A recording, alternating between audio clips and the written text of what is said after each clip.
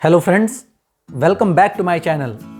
जैसा कि मैंने बताया था, हम एग्ज़ाम सीरीज़ लेकर आ रहे हैं बच्चों को स्ट्रेस से दूर करने के लिए, to help them stay motivated, to help them better perform in their examinations. Last year जो सेशन थे उनमें ऑफलाइन क्लासेस हो नहीं सकी due to corona. Online classes बेहद जिम्मेदारी से शिक्षकों ने चलाया है, टीचर्स ने चलाया है, but those were not that effective. जितनी ऑफलाइन मोड्स ऑफ क्लासेस होते हैं उतने ऑनलाइन क्लासेस इफेक्टिव अनडाउटली नहीं होती। तो ऐसे में अब जब एग्ज़ाम्स की डेट अनाउंस हो गई तो बच्चों में एक स्ट्रेस बिल्डअप हो रहा है, परेशान हैं, टेंशन में हैं। The fear of failure is cropping in their mind कि हम कैसे तैयारियां करें, कैसे अच्छे मार्क्स लाएं, चूँकि रेगुलर टच में रहे नहीं हैं बुक्स के, स्कूल के। तो this series is going to help them answer many of the questions. और मैं रिक्वेस्ट करता हूं कि प्लीज़ इस वीडियो को एंड तक देखें और इन वीडियोस को ज़्यादा से ज़्यादा लोगों तक शेयर भी करें, चैनल को सब्सक्राइब करें, ताकि हम में से कई जो स्टूडेंट्स हैं वे अपनी अपनी परेशानियों का, अपनी सवालों का जवाब पा सकें। Before we move on, let's first know exams क्यों, एग्ज़ाम्स होते क्या हैं और एग्ज़ाम होते क्यों हैं। राइट फ्रॉम माई चाइल्डहुड, जब हम भी स्टूडेंट थे तो मन में कई बार ये सवाल आता था कि यार एग्ज़ाम्स होता क्या है और क्यों होता है। तो व्हाट आई डिफाइन कि परीक्षा, पर इच्छा, जब हम दूसरों की इच्छा के अनुरूप काम कर रहे हैं, जो दूसरों ने सवाल पूछे हैं, जो दूसरों ने समस्याएं खड़ी की हैं, हम उनका जवाब देने का प्रयास करते हैं from the syllabus that we have learn, तो उसे हम परीक्षा का नाम देते हैं। और जब हम इसकी डेफिनेशन पे जाते हैं एग्जाम, तो ऑक्सफोर्ड की डिक्शनरी ये कहती है कि रिटन और verbal test of what you know and what you can do.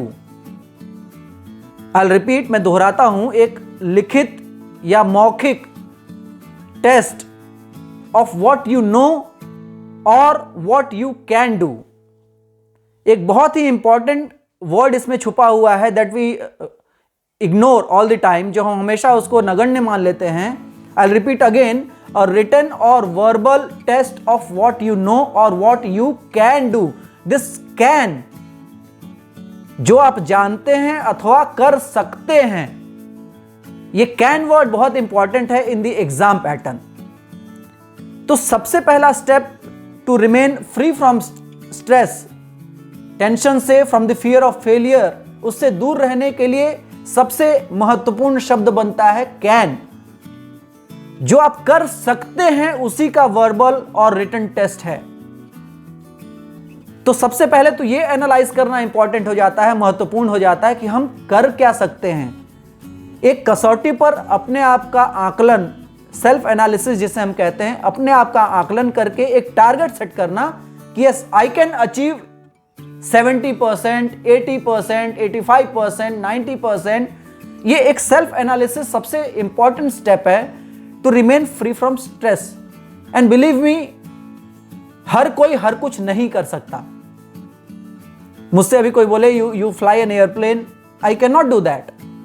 और ये मैं नहीं, ईश्वर भगवान भी नहीं कर सके हैं। जब हनुमान जी के सामने या और बाकी बानरों के सामने 100 योजन के समुद्र को लांघकर लंका पहुंचने की बात आई, जब वो सवाल, वो प्रश्न चिन्ह खड़ा हुआ, तो नल, नील, जामवंत, यहां तक कि अंगद, युवराज अंगद ने भी अपनी क्षमता का आकलन किया और कहा भैया मैं नहीं जा सकता।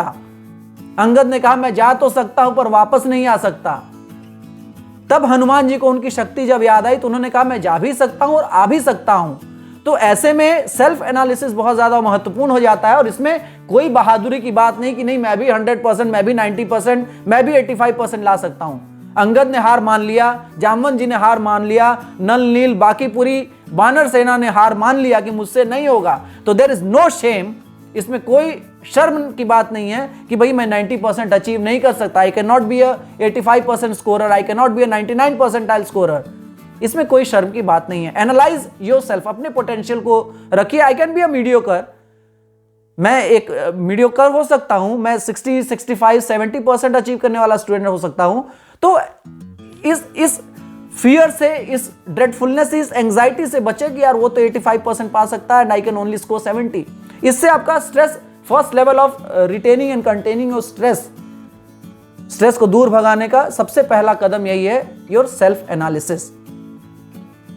तो मैं बच्चों से निवेदन करता हूं, बच्चों के पेरेंट्स से भी अनुरोध करता हूं कि बच्चों पे कोई भी अनायास pressure, your child can be a mediocre, your child can be a 70% scorer, your child can be an 80% scorer, आप उसकी पोटेंशियल को देखिए एंड लेट हिमसेल्फ और हरसेल्फ एनालाइज हिज और हर ट्रू पोटेंशियल, वो क्या कर सकता है, कितना कर सकता है, और उसके अनुसार उसकी प्रिपरेशंस को आगे बढ़ने दें। इससे क्या है, स्ट्रेस अपने आप कभी हावी होगा ही नहीं बच्चों पे। ये थी बात, एग्जाम्स हैं क्या। Now the other question arises, why exam, exams जरूरी क्यों हैं। साथियों, exams are not just necessary to know कि हमने साल भर में क्या पढ़ा, या how well have we mugged up the syllabus, या how well have we understood the concepts. हमने कितने अच्छे से सिलेबस पढ़ा, कितने अच्छे से कॉन्सेप्ट्स को समझा। इसके अलावा भी कुछ सॉफ्ट स्किल्स हैं, कुछ लाइफ स्किल्स हैं जो कि एग्जाम्स डेवलप करते हैं। The first and foremost life skill that is developed by exam is your confidence. आपका कॉन्फिडेंस क्या है, आपके कॉन्फिडेंस को बिल्डअप करता है आपका एग्जाम। हाउ, पूछिए कैसे। तो हमने साल भर में जो चीजें पढ़ी, जो प्रैक्टिकली सीखा, उसको एक लिमिटेड टाइम फ्रेम में अंडर अ प्रेशर, एक प्रेशर का माहौल होता है when we are going to attend the examinations. हमारे centres, specially for the board students, हमारे सेंटर्स, केंद्र बदल दिए जाते हैं। We are to a new campus, to a new ground. इन सब के पीछे मकसद यही है कि आप एक भिन्न परिवेश में, एक डिफरेंट माहौल में, जो कि जिसमें आप रोज रहते हैं उससे थोड़ा अलग हो, अनजान टीचर्स, इन्विजिलेटर्स के सामने how well do you produce yourself. तो इससे आपके कॉन्फिडेंस का स्तर मापा जाता है, उसका पैटर्न जांचा जाता है। तो अगर आपके अंदर वो कॉन्फिडेंस है, if you are confident enough, believe me, you are going to rock in your examinations, despite of the fact कि आपने सारा कुछ बहुत ही हेल्दी तरीके से मगअप या कॉन्सेप्ट्स को बहुत अच्छे से नहीं भी समझे हैं, you are going to reproduce it well in your exams. दूसरा जो स्किल है, जैसा मैंने पहले भी बताया, it's about judging your own skills. आप अपनी स्किल्स को, अपने आप को कितना वेल एनालिसिस कर पाते हो स्वयं का। आत्मनिरीक्षण और आत्म परीक्षण भी एक महत्वपूर्ण अंग है हमारे एग्जाम्स में, जो कि जज किया जाता है। हमने अपने पोटेंशियल को कितने अच्छे से जांचा है और उसको हम कितने अच्छे तरीके से पेपर पे, या अनभिज्ञ एक जो इन्विजिलेटर है, जो एक पर्यवेक्षक होते हैं, उनके सामने कितने अच्छे से प्रोड्यूस कर पाते हैं। तीसरा, समय का management, time management is also an important skill that is being judged. आप सोचिए कि साल भर के सिलेबस को 3 घंटे के अंदर जांचा जाता है। You are in a sphere जहां पर आपको प्रेशराइज किया जाता है, आपके पास प्रेशर होता है टाइम का। You are not free with unlimited time span, आपके पास 3 घंटे का टाइम होता है। उस 3 घंटे की अवधि में आपने साल भर में जो भी कॉन्सेप्ट्स पढ़े हैं और जो भी पेपर पे सवाल पूछे गए हैं, उसको आपको मैनेज करके, कई बार आप देखे होंगे जब हम एग्जाम्स देने बैठते हैं तो यार टाइम कम पड़ गया, otherwise I was knowing the last question also, मैं निबंध छूट गया मेरा क्योंकि टाइम कम पड़ गया। तो it is also an important skill. उसमें गाय पे निबंध या दिवाली पे या होली दशहरा पे निबंध, आपको उसकी कितनी जानकारी है वो तो जांचा ही जाता है, बट साथ साथ समय का आप कितना सदुपयोग करते हो, आप किस टॉपिक को कितनी महत्ता देते हो। ठीक उसी प्रकार से आप जीवन में किन किन विषयों को कितना महत्वपूर्ण समझते हैं और उनको कितना बखूबी तरीके से टाइम मैनेज करते हैं। In the years to come you will be having friends, you will be having family, you will be having your office, you will be having your children, you will be having your life goal, your aim. तो आप इन सारी चीज़ों को कैसे prioritise करते हो और कैसे अपने जो जीवन का सीमित समय है उसको आप कैसे उस अवधि में बांटते हो और समय का सदुपयोग करते हुए आप सारे पक्षों के साथ न्याय करते हो, एक इंपॉर्टेंट, एक महत्वपूर्ण पहलू है जो कि एग्जामिनर्स जांचते हैं। तीसरा, ऑफ कोर्स, चौथा, लर्निंग। हमने साल भर में कैसे कॉन्सेप्ट्स को पढ़े हैं, क्या क्या हमने समझा है उसको और कितना बखूबी समझाया है, ये भी एक चीज़ है जो कि एग्जाम्स के द्वारा जांची जाती है। एक और महत्वपूर्ण विषय होता है जो एग्जामिनर्स या जो कंडक्टिंग बॉडीज़ होते हैं, जैसे सीबीएसई है या स्टेट बोर्ड्स हैं, वो टीचर्स की भी जांच आप ही के एग्जाम के माध्यम से की जाती है। How well your teachers have taught you the concepts.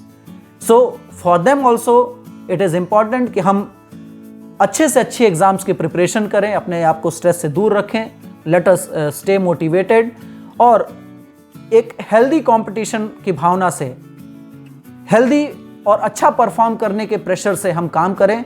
Not to outstand others, हम दूसरों से बहुत अच्छा हो जाएं इस कंपटीशन से नहीं, बल्कि हम अपने आप से थोड़ा बेहतर हों, अपने आप को अच्छे से एनालिसिस करें, अपने आप को हम अच्छे से प्रोड्यूस करें during the exam days and on the paper. इन सारी चीज़ों, अपना कॉन्फिडेंस अच्छे से बूस्टअप करें, इन सारी चीज़ों को एक महत्ता देते हुए let us prepare it well और let us rock in the examinations. Stress से दूर रहना है। इट्स आई रिटेरिएट, मैं बार बार इस बात को दोहरा रहा हूँ, अनायास स्ट्रेस से अपने आप को दूर रखें, एनालाइज योरसेल्फ, अपनी क्षमता का आकलन करें एंड उसके हिसाब से तैयारियों में जुट जाएं। Thank you so much. आप इस वीडियो को लास्ट तक देखें। मैं आशा करता हूं कि आपके कुछ सवालों का जवाब मैं दे सका हूँगा इस वीडियो के माध्यम से, और अगर कुछ रह गया है, कुछ आपके अंदर, आपके मन में कोई और जिज्ञासा, कोई और क्वेरी अगर उठती है, तो डू फील फ्री कि आप कमेंट सेक्शन में मुझे कमेंट करके बताइए। मैं कोशिश करूंगा कि आप तक आपके मन की जो क्वेरीज हैं उसे रिजॉल्व करूं, उसे सॉल्व करूं, उसका एक आंसर, उसका जवाब लेकर आप सभी के सामने आऊं। Thank you so much. Do like the video, do share it with your friends, अपने दोस्तों के साथ शेयर करें and subscribe to the channel and stay tuned. हम हर दूसरे दिन, हर तीसरे दिन एक नए एपिसोड के साथ और एक नई तैयारी के साथ आपके सामने आएंगे, जो कि आपको, विश्वास मानिए, एग्जाम्स को बेहद फ्रूटफुल बनाने में मददगार होगा। Thank you so much.